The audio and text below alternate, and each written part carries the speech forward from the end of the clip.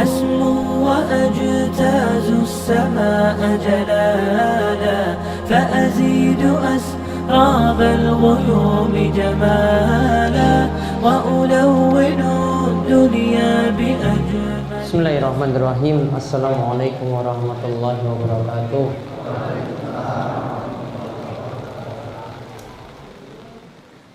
Innal hamdalillah nahmaduhu wa nasta'inuhu wa nastaghfiruh wa na'udzu billahi min shururi anfusina wa min sayyiati a'malina. May yahdihillahu fala mudilla lahu wa may yudlilhu fala hadiyalah. Wa asyhadu an la ilaha illallah wahdahu la syarika lah wa asyhadu anna Muhammadan abduhu wa rasuluh. Allahumma shalli ala nabiyyina Muhammad wa ala alihi wa man tabi'ahum bi ihsan ila yaumiddin. Allahumma inna na'udzubika min ilmin la yanfa wa min qalbin la yakhsha wa min nafsin la tashba wa min dawatin la yustajabu laha. Alhamdulillah para jamaah, bapak ibu-ibu yang mungkin senantiasa dirahmati dan diberkahi oleh Allah Subhanahu wa taala. Kita bersyukur di kesempatan malam hari ini kita diberi nikmat oleh Allah Subhanahu wa taala.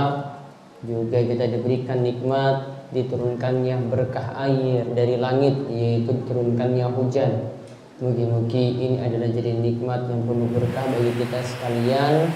Mudah-mudahan mendapatkan kebaikan yang banyak bagi diri kita dan juga bagi lingkungan sekitar kita, terutama untuk yang bertani, yang bercocok tanam. Mudah-mudahan membawa berkah bagi semuanya. Dan mudah-mudahan di majelis kali ini kita mendapatkan limpahan ilmu dan senantiasa diberikan taufik untuk terus beramal soleh. Baik, untuk kesempatan malam hari ini kita akan lanjutkan mengenai pembahasan tafsir saking surat Yasin. Nanti kita akan membahas ini seputar pembahasan tentang hari kiamat, ya, yaitu nanti dari ayat 49 ya sampai 53. Tapi nanti kita membahas panjang lebar ya mengenai tanda-tanda hari kiamat yang akan muncul. Baik, dibacakan ayat 49 sampai 53 dan artinya. A'udzu billahi minasy syaithanir rajim.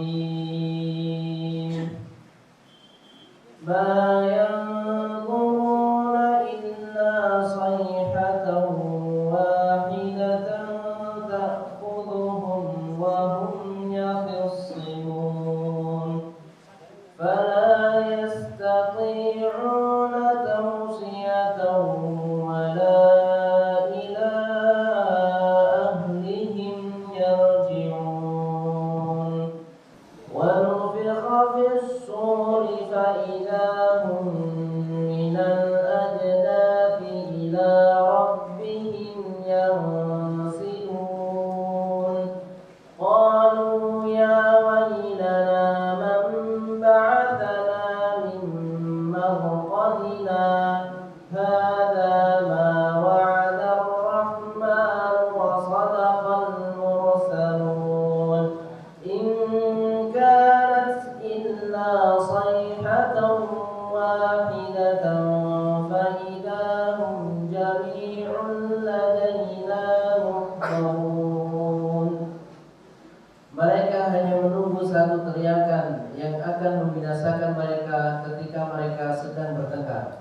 sehingga mereka tidak mampu membuat suatu wasiat dan mereka juga tidak dapat kembali kepada keluarganya.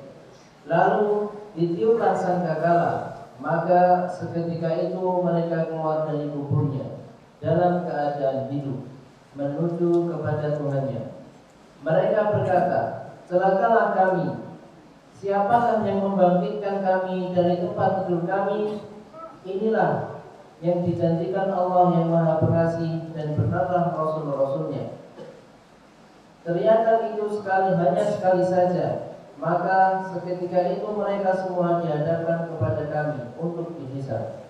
Baik, kita lihat dari arti yang dibacakan tadi saking ayat 49 sampai 53. Ayat 49 itu menerangkan bahwasanya pada hari kiamat cuma satu teriakan saja, yaitu teriakan yang pertama, cuma satu teriakan, yaitu tiupan sangkakala untuk menghancurkan bumi. Karena tiupan sangkakala menurut kebanyakan para ulama itu ada dua kali. Yang pertama itu bumi akan dihancurkan, kemudian yang kedua manusia-manusia yang telah mati itu kemudian akan dibangkitkan lagi pada hari kiamat. Kemudian pada ayat 50, sehingga mereka tidak mampu membuat suatu wasiat, karena semua ketika itu mati tiba-tiba.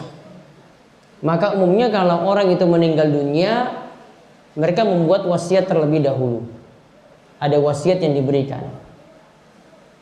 Maka para ulama itu mengatakan, ini pernah kami jelaskan juga pada pengawasan malam Kamis, harta orang yang meninggal dunia itu disalurkan untuk beberapa tahapan berikut ini, beberapa tingkatan. Dari tingkatan pertama dulu, kemudian kedua, ketiga, keempat.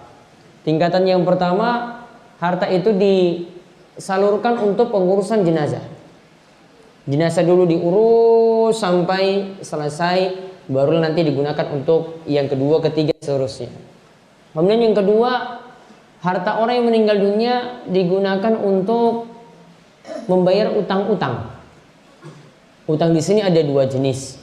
Ada kaitannya dengan hak Allah, yaitu seperti utang kalau punya kewajiban misalnya untuk menunaikan fidyah. Untuk menunaikan fidyah. Maka utang seperti ini berarti kaitannya dengan Allah. Juga ada utang yang kedua, utang yang kaitannya dengan manusia. Utang yang kaitannya dengan manusia. Maka ini lebih dipikirkan daripada yang ketiga dan keempat. Maka yang kedua adalah utang. Kemudian yang ketiga, menunaikan wasiat.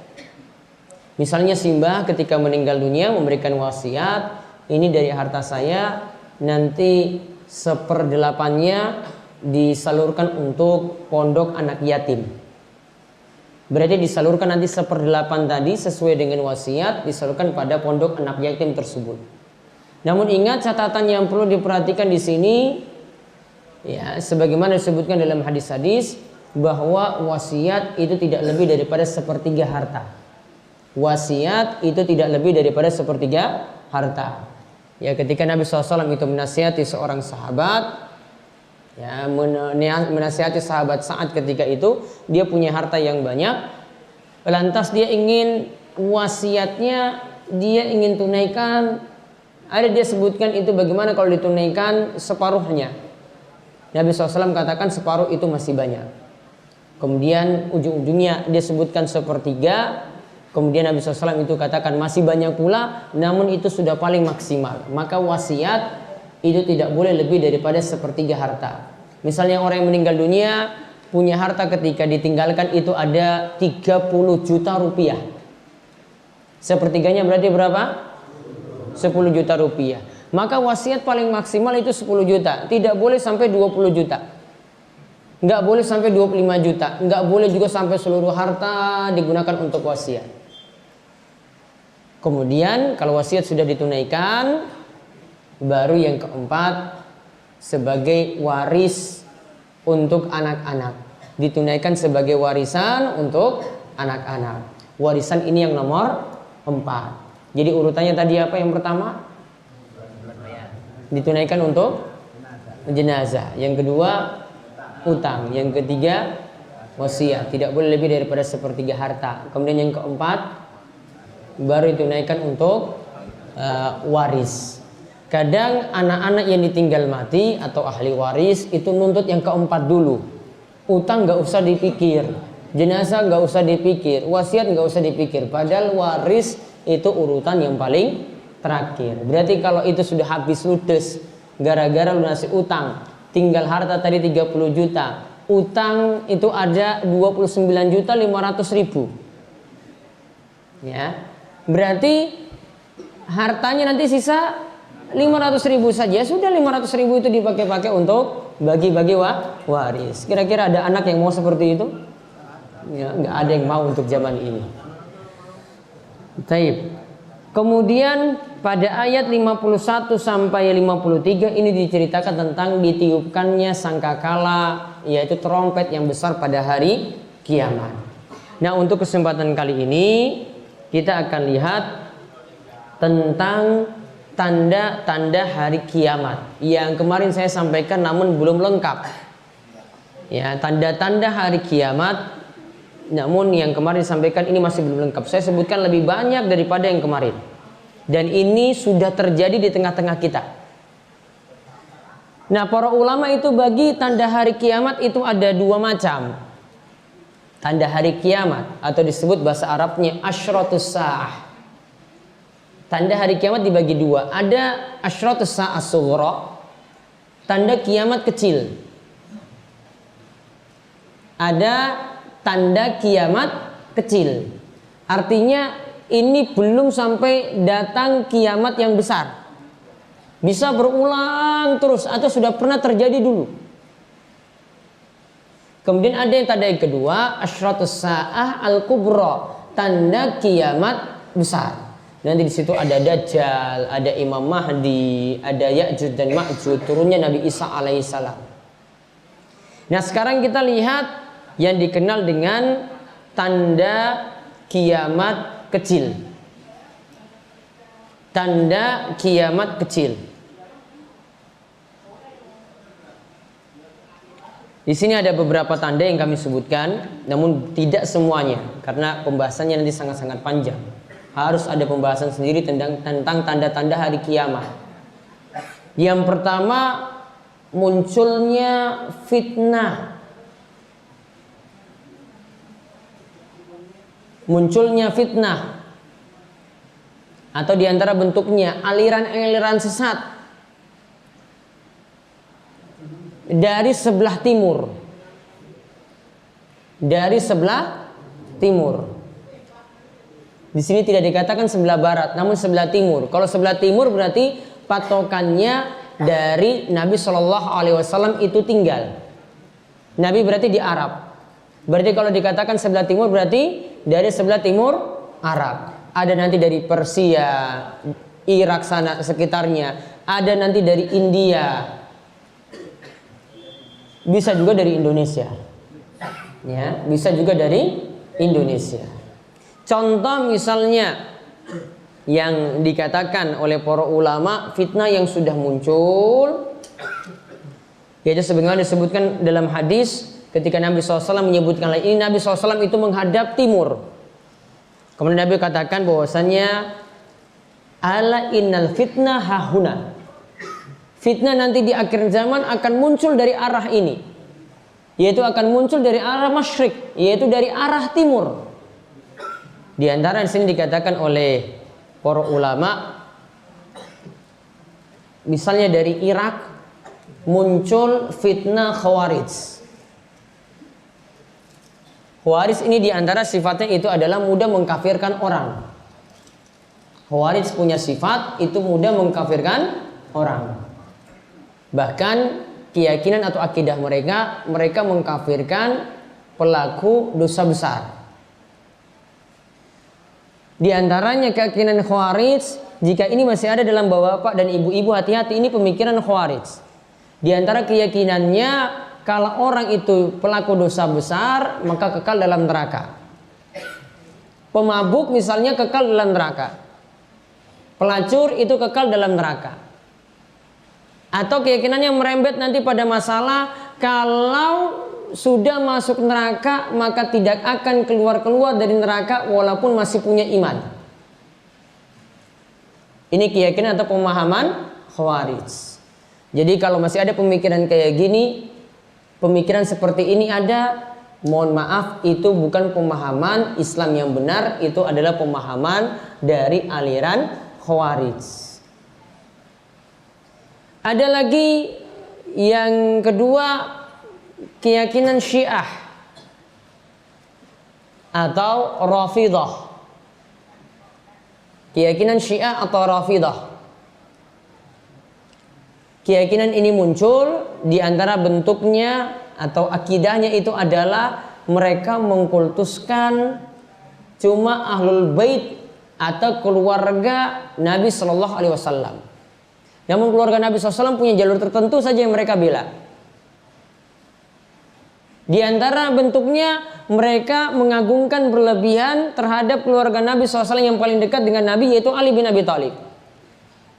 Yaitu punya keyakinan yang berlebihan pada Ali bin Abi Thalib. Bahkan di antara sekte Syiah atau sekte Rafidhah, mereka ngangkat Ali bin Abi Thalib sebagai Tuhan. Ada yang di bawahnya punya keyakinan lagi, sebenarnya Jibril itu salah kasih wahyu. Harusnya wahyu itu diberikan kepada Ali, namun nyasar diberikan kepada Nabi Muhammad. Jadi bilang Jibril itu salah beli wahyu. Jadi Jibril itu salah, harusnya datangi rumah Ali bin Abi Thalib, namun yang didatangi adalah rumah Nabi Muhammad SAW. Kurang ajar sekali kan bilang. Berarti ini sama saja mengatakan bahwasanya Jibril itu tidak amanah. Kemudian wahyu yang kita peroleh sampai saat ini berarti salah. Nggak boleh ikut Nabi Muhammad. Ya harusnya ikut Ali bin Abi Thalib. Itu diantara sekte-sekte Syiah. Ada yang punya keyakinan semacam itu. Dan ada nanti muncul lagi pemahaman Qadariyah yang menolak takdir. Jadi manusia ya itu berbuat saja seenaknya, tidak akan diatur takdirnya oleh Allah. Tidak ada ketentuan yang Allah Subhanahu wa taala takdirkan. Jadi manusia bebas bergerak. Padahal semuanya itu, segala usaha kita itu semuanya tergantung pada takdir Allah. Kita tidak bisa berbuat kecuali nanti Allah Subhanahu wa taala sudah tetapkan takdirnya. Hatta sampai kita itu masuk surga atau masuk neraka, semuanya sudah ditetapkan takdirnya. Namun takdir bapak dan ibu-ibu tidak ada yang tahu. Sehingga tidak boleh ada yang mengatakan, wah kalau begitu, kalau saya masuk neraka, saya nggak usah saja beramal. Ini keyakinan orang malas. Wah kalau saya sudah ditakdirkan masuk surga, berarti saya tidak usah sholat, saya tidak usah puasa. Ini juga keyakinan orang malas. Bukan seperti pemahaman takdir, tetap kita beramal. Namun amalan kita ini sudah juga diketahui oleh Allah Subhanahu wa taala. Takdirnya sudah ada. Sudah ditetapkan 50.000 tahun sebelum penciptaan langit dan bumi. Namun bapak-bapak, ibu-ibu tidak ada yang mengetahui takdirnya masing-masing. Ada yang tahu takdirnya nanti pulang tidur jam berapa? Ada yang tahu takdirnya besok makan apa? Nggak ada juga kan? Nggak ada. Ada yang tahu besok itu bisa sehat? Juga nggak ada yang tahu. Jadi kita tidak mengetahui takdirnya, maka urusan takdir nggak usah campur-campur urusan Allah. Allah yang tentukan takdir tadi. Kita tidak tahu, itu jadi rahasia Allah. Kita pokoknya cuma beramal saja. Maka salah satu keyakinan yang keliru lagi, orang itu malas kerja gara-gara punya keyakinan pada takdir yang keliru. Ada sebagian jamaah yang cuma nongkrong di masjid saja, banyak zikir, banyak sholat, ya kemudian nggak pergi ke pasar, nggak masuk kantor, ya keyakinannya cuma biar nanti Allah yang turunkan rizki dari langit. Ada rizki seperti itu, cuma zikir saja di masjid, kemudian dari langit itu turun uang, turun duit 1 miliar langsung. Ada yang cuma zikir saja, ada ya mungkin Dimas Kanjeng mungkin. Ini kita nggak bahas Dimas Kanjeng, itu sudah dipolisikan. Itu diantara tanda yang pertama, tanda hari kiamat. Sudah muncul ini dan terus berulang. Tanda yang kedua, terbunuhnya Utsman bin Affan. Terbunuhnya Utsman bin Affan. Berarti sudah terbunuh. Itu juga menunjukkan tanda kiamat. Sebagaimana disebutkan tentang hadis ada dalam masalah ini. Kemudian tanda yang ketiga, munculnya pemahaman Khawarij. Saya sendirikan di sini. Munculnya pemahaman Khawarij. Dan pemahaman Khawarij di sini, ya, perlu diketahui dalang dari pemboman-pemboman yang ada di tanah air itu sebenarnya berawal dari pemahaman Khawarij. Ceritanya panjang. Sebenarnya kalau bapak polisi kita itu banyak ngaji, hadir dalam kajian-kajian, itu akan tahu ini kenapa pemikiran ini bisa ada. Mereka punya keyakinan misalnya diantaranya kalau orang tidak berhukum dengan hukum Allah, maka berarti dia telah menuhankan tagut. Kalau telah menuhankan tagut, berarti yang jadi pimpinannya itu berarti kafir, anak-anak buahnya dan aparat-aparat yang ada semuanya juga kafir. Maka bapak ibu-ibu pernah mendengar berita kalau pernah terjadi pemboman di kantor kepolisian. Itu pemahamannya dari situ. Orang yang membuat pemahaman ini itu nggak pernah terjun untuk bunuh diri, untuk melakukan bom bunuh diri, nggak pernah. Paling orang anak-anak muda yang baru semangat-semangatnya belajar, yang baru semangat-semangatnya kenal Islam, kemudian diberikan pemahaman seperti ini, akhirnya mereka semangat. Maka yang biasanya lakukan bom bunuh diri itu bukan tiang sepuh. Ya, yang lakukan bom bunuh diri itu nggak ada tiang sepuh, itu nggak ada. Yang ada itu cuma yang nom-nom aja, yang muda-muda saja. Karena yang muda-muda itu yang terbakar semangatnya.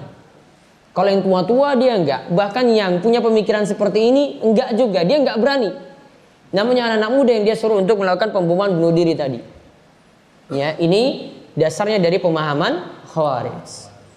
Kemudian yang keempat. Yang keempat, munculnya pemahaman Al-Quran itu makhluk. Al-Quran kita ketahui bahwa ini kitab suci kita, ini adalah firman Allah, Allah yang berbicara. Allah yang berbicara langsung, disampaikan lewat perantaraan malaikat Jibril, disampaikan kepada Nabi Muhammad, tertulis dalam kitab suci kita. Kalau kita katakan Al-Quran itu makhluk, berarti Al-Quran itu bisa jadi produknya Nabi Muhammad, bisa jadi produknya Jibril.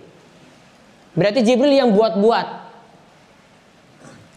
Maka kalau Jibril yang buat-buat atau Nabi Muhammad yang buat-buat Al-Quran, berarti kalau diperintahkan, bapak-bapak, ibu-ibu, ayo lakukan sholat. Nanti semuanya bisa protes. Wah, itu kan cuma perintahnya Nabi Muhammad, bukan perintah dari Allah. Kalau ibu-ibu diperintahkan pakai jilbab, maka nanti bisa dibantah juga. Itu kan perintahnya Nabi Muhammad saja, itu cuma budaya Arab, bukan dari Allah Subhanahu wa taala yang memerintah. Ini juga dari pemahaman Al-Quran itu makhluk. Maka ini pemahaman sesat yang dulu sudah dibantah oleh para ulama. Di antaranya fitnah ini pernah terjadi di masa Imam Ahmad, ya, dan juga ulama-ulama besar yang lainnya, sampai mereka gara-gara fitnah ini mereka itu sampai masuk penjara karena dihukum oleh pemerintahannya sendiri. Kemudian yang keberapa? Yang kelima, umat Islam mengikuti budaya-budaya umat sebelum Islam, alias mengikuti budaya-budaya orang kafir. Bisa jadi dari model pakaian. Model pakaiannya itu ya sangat bangga sekali dengan pakaian orang kafir. Coba bapak, ibu-ibu perhatikan di masjid. Dari dulu kita nggak pernah perhatikan ada orang kafir itu masuk ke dalam masjid. Nama orang kafir masuk dalam masjid. Namun sekarang di zaman ini muncul nama-nama orang kafir dalam masjid. Ada masuk dalam masjid, ada namanya Ronaldo. Ada masuk dalam masjid, ada namanya Messi. Ada masuk dalam masjid, itu nama-nama yang sangat sakral sekali dalam agama mereka. Messi sholat loh. Tahu Messi? Bapak mungkin nggak pernah biasa nonton bola itu nggak paham. Ini pemain bola yang sangat pandai sekali. Namun Messi itu aslinya dari kata Yesus. Dari kata Messi, masuk masjid sholat. Mungkin bisa di saf pertama. Ya Muslim yang sholat pakai baju Messi tadi.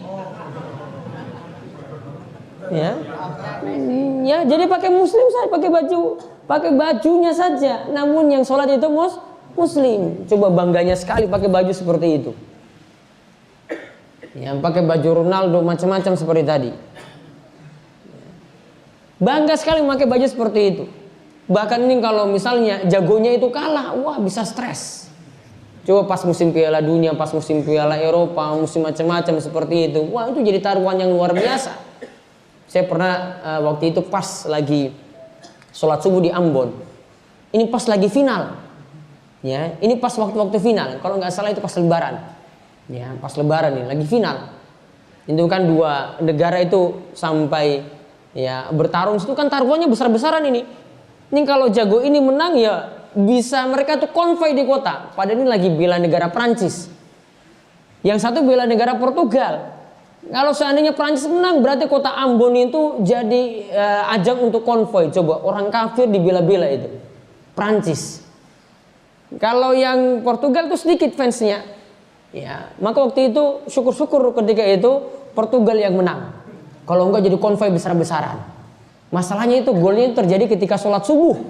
Ya, dan di situ kafe-kafe semua itu pada teriak itu gol, gol, gol, gol, gol, gol, gol, gol. Wah, bilang ini ada apa ini teriak-teriak?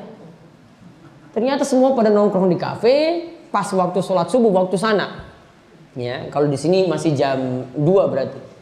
Maaf, sini masih jam 3. Waktu subuh waktu sana. Dan itu jadi kebanggaan sekali. Yang paling fanatik kalau mereka itu fanatik dengan negara Belanda. Ya, itu paling fanatik dengan negara Belanda kalau di kota Ambon. Wah, waktu Piala Dunia itu baju orange yang Belanda punya itu habis di pasaran.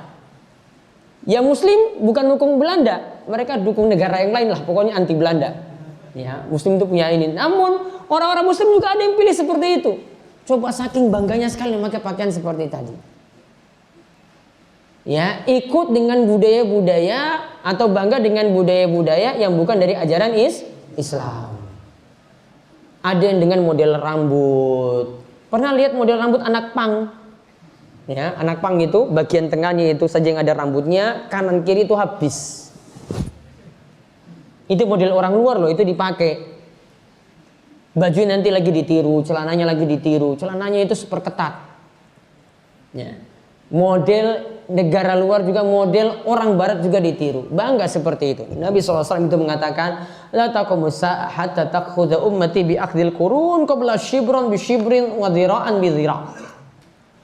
Kiamat itu tidak akan terjadi kata Nabi SAW sampai umatku mengikuti kurun sebelumnya, mengikuti ajaran umat sebelumnya, sampai sejengkal demi sejengkal, sama persis, sampai sehasta demi sehasta. Coba model-model rambut orang barat itu ingin sekali ditiru. Wah, saya ingin model rambutnya seperti Ronaldo. Jadi persis. Kalau datang ke tukang cukur, mau potong seperti apa? Pokoknya kayak itu, kayak Ronaldo persis. Sangat bangga dengan identitas orang yang bukan sekeyakinan dengannya. Maka kita dilarang seperti ini. Jadi ini juga menunjukkan ya tanda-tanda hari kiamat. Kemudian yang keenam. Yang keenam yang termasuk lagi tanda hari kiamat itu adalah dilalaikannya amanat. Dilalaikannya amanat. Amanat itu dilalaikan. Mau amanat dalam urusan apapun. Dalam urusan dunia, mau diberi amanat sebagai ketua, mau diberi amanat sebagai sekretaris, mau diberi amanat sebagai bendahara, dia lalaikan. Tidak tunaikan sebagaimana mestinya. Ada juga dalam urusan agama juga ada. Maka Nabi Shallallahu Alaihi Wasallam itu mengatakan, "Idza du'iyatil amanatu fantaziris sa'ah." Jika amanat itu dilalaikan, maka hati-hati. Tunggulah datang hari kiamat. Kemudian para sahabat tanya ketika itu, "Kaifa ida'atuha ya Rasulullah?" Bagaimana amanat tadi itu dilalaikan wahai Rasulullah? Rasulullah SAW menjawab, "Idza usnidal amru ila ghairi ahlihi fantaziris sa'ah." Jika yang namanya suatu urusan itu diserahkan pada yang bukan ahlinya. Suatu urusan bukan diserahkan pada yang di luar dari keahliannya. Suatu amanat, suatu urusan diserahkan di luar dari ahlinya. Maka tunggulah datang hari kiamat. Tunggulah datang hari kiamat. Termasuk dalam urusan dunia, ada yang tidak pantas untuk hitung-hitung uang, diserahkan uang. Ada yang gak pantas ketika pegang uang itu selalu melalaikan, diserahkan uang lagi pada dirinya. Berarti dia tidak pantas untuk jadi bendahara. Ada dalam masalah urusan agama, tidak pantas untuk ditanya dalam masalah agama, ya, bisanya cuma ceramah saja. Bisanya cuma ngomong saja. Kemudian ditanya, kemudian dia jawab tanpa menggunakan dalil, tanpa menggunakan kaidah-kaidah agama, pakai perasaan, ya, tidak pakai pertimbangan dalil sini, dalil itu, kemudian tidak pakai pendapat-pendapat para ulama, disimpulkan sendiri, memakai logikanya.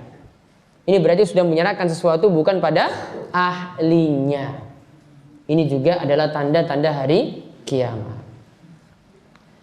Kemudian di antara tanda hari kiamat lagi yang keberapa? 7. Yang ketujuh, ilmu itu dicabut dan kebodohan itu merajalela. Ilmu itu dicabut dan kebodohan itu merajalela. Nabi sallallahu alaihi wasallam, min asyratis sa'ah ayyurfa'al ilmu wa yasbutul jahlu. Kata Nabi SAW, di antara tanda hari kiamat, ilmu itu diangkat. Dan ingat, ilmu itu diangkat dengan dimatikannya para ulama. Itu di antara tandanya. Dan ilmu juga diangkat ketika orang-orang itu tidak mau belajar. Gak ada yang mau lagi datang ke majelis ilmu. Tidak ada lagi yang mau menebarkan ilmu. Maka ketika ilmu itu diangkat, tidak ada lagi yang mau belajar, tidak ada lagi yang mau menyebarkan ilmu, ulama itu meninggal dunia, itu semakin dekatlah hari kiamat. Termasuk juga di sini dikatakan kebodohan merajalela. Gak ada yang mau belajar agama. Ingat Bapak Ibu sekalian, ilmu itu bukan hanya sekedar kita itu membaca Al-Quran. Ilmu itu bukan sekedar kita itu berzikir. Ilmu itu tidak cukup dengan amalan-amalan. Bahkan kalau bapak ibu-ibu cuma punya anggapan bahwasannya kalau yang namanya ngaji itu cuma dengan maca Quran, cuma dengan sholawatan saja, itu bukan namanya majelis ilmu yang benar. Karena majelis ilmu yang benar itu nanti akan mengajak kita, Al-Quran itu dibaca, kita jadi paham. Hadis itu dibaca, kita juga jadi paham. Sholawat itu dibaca, kita jadi renungkan. Jadi bukan sekedar kita perbanyak zikir, kemudian kita perbanyak sholawat dalam majelis-majelis kita, bukan. Namun yang namanya majelis ilmu yang benar, ilmu itu diajarkan dengan benar-benar ketika berada dalam majelis ilmu tadi. Maka akan disampaikan juga oleh orang yang benar. Maka di sini ini mohon maaf, ya, di sini kita tidak pakai zikir-zikir banyak, yang ada cuma dengar. Kemudian nanti bertanya, pulang nanti baru bisa amalkan ilmu tadi. Di sini tidak ada pakai goyang-goyang kepala juga, nggak ada dalam majelis ilmi. Ini cuma majelis ilmu. Ini untuk membetulkan amalan, untuk mendekatkan kita itu pada Allah. Kemudian ada amalan-amalan yang keliru, itu silakan untuk ditanyakan. Ada amalan-amalan yang kurang jelas, monggo ditanyakan. Ingin tahu sesuatu, bisa dapat dari majelis ilmu. Kalau bapak ibu-ibu cuma menganggap bahwasannya majelis ngaji, pengajian itu cuma seperti tadi, nggak akan pernah berkembang. Ilmunya ajak saja seperti itu. Sholatnya cuma ya bisa jadi ngebut-ngebutan terus. Gak bisa akan jadi bagus.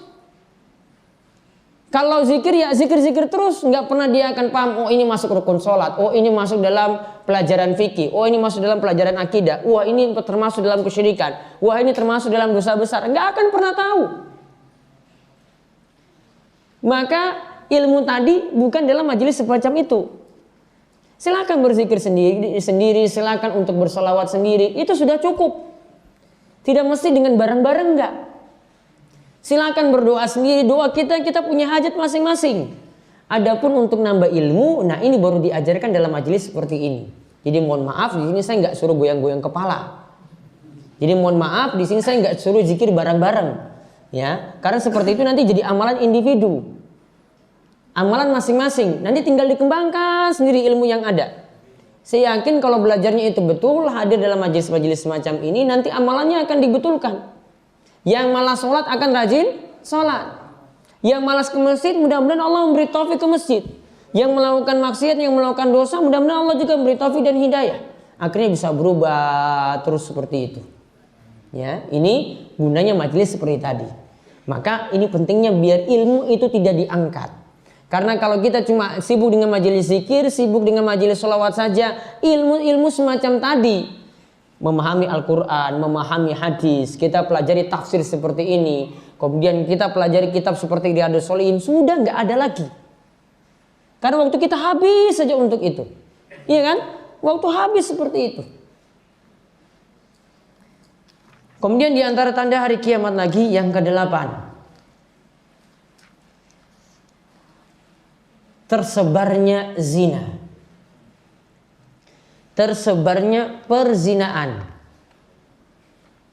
Sebagaimana kata Nabi sallallahu alaihi wasallam, "Inna min asyratis saah wa yazharu zina." Di antara tanda-tanda hari kiamat, Nabi SAW menyebutkan beberapa tanda. Lalu di antara tanda yang ada, Nabi SAW menyebutkan yaitu tersebarnya perzinaan. Kalau bapak ibu-ibu ya cuma hidup di desa seperti ini, mungkin jarang melihat. Namun beberapa kasus itu sudah nampak. Mohon maaf di sini, ya banyak kasus di tengah-tengah masyarakat kita. Anak-anak muda itu akhirnya nikahnya cepat. Ya, anak-anak muda akhirnya nikahnya itu cepat. Karena belum masuk umur, laki-laki berapa? 21, perempuan Pak Yosef? Laki-laki 19, perempuan? Perempuan 16. 19 berarti sudah bisa nikah? Ya, minimalnya. Kalau tidak terpenuhi 19 tahun berarti harus di pengadilan agama. Izin, berarti harus izin dulu. Coba lihat berapa banyak kasus anak-anak seperti ini akhirnya lewat pengadilan agama bukan karena pengen cepat nikah, namun karena sudah hamil duluan. Berarti kan perzinaannya banyak. Saya yakin kasus seperti ini di Gunung Kidul banyak sekali. Bukan setiap tahun ada satu kasus, namun setiap bulan itu ada banyak kasus. Tanda zina semakin menyebar. Belum lagi kalau mau lihat di dunia maya, lihat di internet, lihat di media-media seperti YouTube dan yang lain. Masya Allah, perzinaan itu sampai divideokan. Orang selingkuh juga sampai divideokan. Bahkan bapak ibu sering lihat di TV itu ada kasus penangkapan ini, ketahuan pegawai ini tertangkap di hotel ini main dengan perempuan lain. Berarti zina kan semakin tersebar luas. Kita hanya bisa memohon pada Allah Subhanahu wa taala supaya keluarga kita, diri kita, istri kita, anak-anak kita terselamatkan dari zina. Banyak-banyak minta tolong dan minta kemudahan dari Allah Subhanahu wa taala. Dan tolong bapak ibu-ibu jaga anak-anaknya dengan baik. Ya, karena saya sampai bosannya dengar berita semacam itu. Ya, di lingkungan saya sendiri saya bosan sekali dengar berita kayak gitu. Kalau saya sendiri tipenya nggak akan pernah hadiri ya pernikahan-pernikahan yang itu dari anak-anak yang dari hasil zina. Jadi mohon maaf, mengundang resmi pun nggak bisa. Kalau sudah ketahuan untuk suruh saya ngisi nggak bisa. Tanda saya ridho dalam dalam perzinahan tersebut. Makanya saya nggak pernah ya mau jagung pun ya nggak mau diundang ya resmi pun nggak akan saya penuhi. Kalau saya sudah tahu kasus atau masalahnya seperti itu. Jadi mohon maaf. Ya beberapa yang mengundang namun lihat seperti ini ini punya kasus seperti ini nggak akan saya hadiri. Ya. Di samping ini tujuannya untuk mendidik masyarakat bahwasanya seperti ini ya jelas kita tidak bolehkan dalam agama kita. Kemudian yang ke-9 ya, tersebarnya riba. Tersebarnya riba. Kata Nabi SAW dikatakan oleh Ibnu Mas'ud dari Nabi SAW, baina yaday sa'a yazhar riba. Tanda kiamat itu semakin dekat, riba itu semakin tersebar. Aduh, kalau saya mau bahas masalah riba itu panjang sekali, kasusnya banyak sekali. Saya sampai capek nanti kalau bahas riba. Ya, mulai dari rombongan RT nanti ada ribanya. Ya, ini lingkup kecil loh ini. Lingkup kecil. Dan ingat dalam kaidah riba itu tidak ada istilah saling ridho, suka sama suka nggak ada. Ya, sudahlah jenengan pinjam berapa 1 juta, kembalikan 1 juta berapa? 100.000 lah, kita suka sama suka saja lah, nggak apa-apa ya. Kita semuanya sepakat sak rombongan, tetap nggak bisa jadi halal. Sama seperti ya ada yang maaf orang tua yang hamili anak perempuan ini, ada orang yang hamili anak perempuan. kemudian didasari suka sama suka, kira-kira itu jadi halal nggak zina? Zinanya jadi halal nggak? Ini sudah ada yang selingkuh, selingkuh aja lah, selingkuh suami istri, ini dengan istri orang, ya. Terus ujung-ujungnya bilang ini suka sama suka, senang dan senang. Kira-kira zinanya jadi halal? Atau ada zina yang halal? Ada selingkuh yang halal? Nah, kasusnya sama seperti itu. Ya, jadi riba tadi nggak bisa diutak-atik cuma karena suka sama suka kemudian jadi halal. Tidak ada istilah seperti itu untuk riba. Riba itu kata para ulama ini sepakat, tidak ada yang berselisih kecuali ulama-ulama yang salah jalan. Ya, kecuali ulama-ulama yang salah jalan. Karena dulu di pelajaran sekolah saya ada ulama-ulama yang bolehkan. Ini saya tanda tanya ini dapat dari mana? Padahal ini sudah sepakat ulama dari masa silam sampai saat ini. Kecuali tadi saya bilang ulama yang ngeyel, ulama yang menyimpang, ulama yang salah jalan. Ini akan menyelisih kaidah ini. Para ulama itu sepakat. Ini asalnya dari hadis, namun hadisnya itu dhaif. Namun hadis ini dipakai sebagai kaidah. Kullu qardin jarra manfaatan fahuwa riba. Setiap utang piutang yang di dalamnya itu ada manfaat, ada keuntungan, maka itu termasuk riba.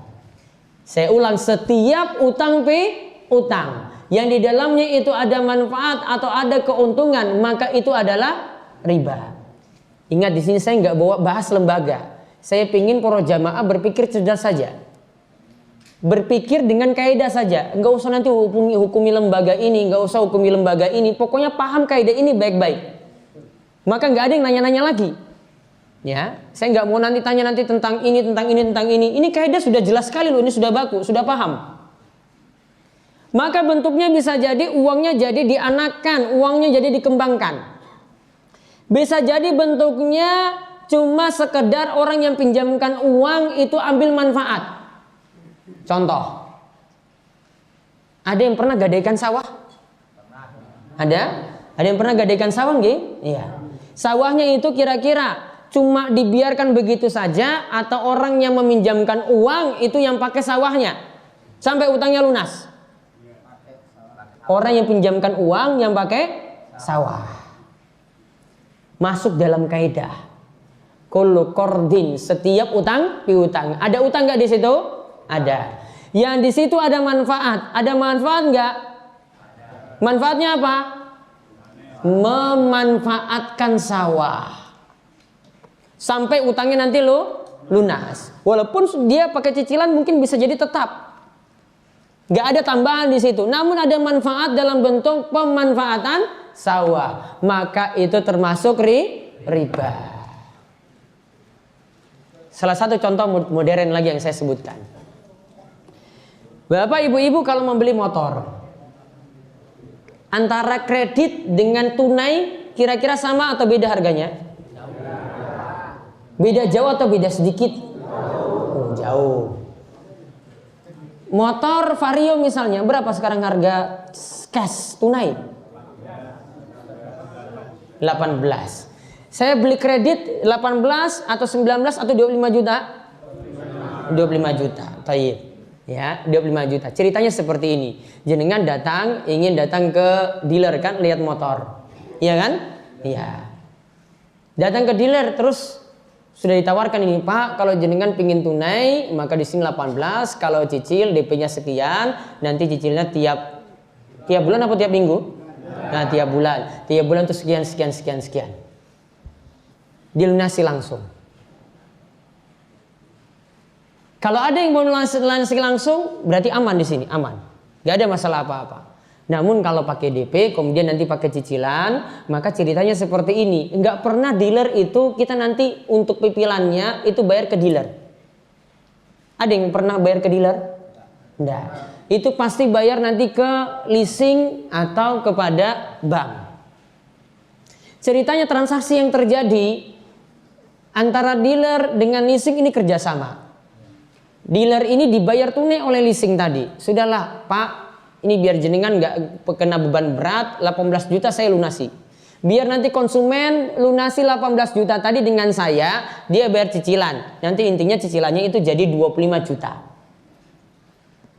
Berarti di sini lihat, yang jual motor itu sebenarnya siapa? Leasing atau dealer? Mana leasing punya barang? Mana leasing punya barang? Nggak ada barangnya. Dealer kan? Dealer kan? Jadi antara leasing dengan konsumen itu tidak terjadi jual beli. Namun yang terjadi itu apa? Pinjamkan uang 18 juta, kembalikan 25 juta. Riba atau tidak? Riba atau tidak? Riba. Berarti kredit di zaman ini rata-rata, bahkan saya bisa katakan semuanya itu adalah riba. Ya, itu sistem kredit.